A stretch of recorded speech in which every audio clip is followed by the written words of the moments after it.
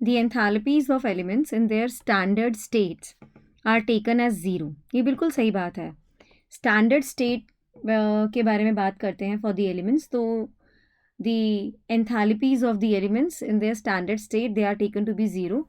Now the enthalpy of formation of a compound is always negative, always positive, maybe positive or negative, is never negative. Well, I'll say कि option number 3 is the right answer. Enthalpy of formation of a compound may be positive or negative depending upon its exothermic or endothermic nature. Clear? So enthalpy of formation of a compound can be positive or negative when the enthalpies of elements in their standard states are taken as 0.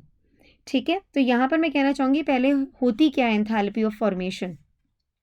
So enthalpy of formation of a compound, if I just talk about enthalpy of formation of a compound, basically it's basically the change in enthalpy. What it is? Change in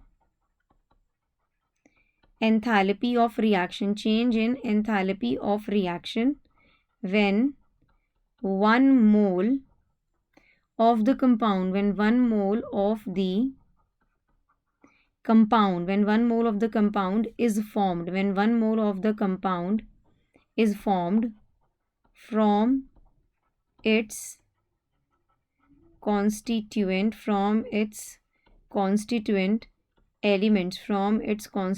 elements in their standard state, So the reaction can either be exothermic, release of heat, or endothermic, by absorbing the heat.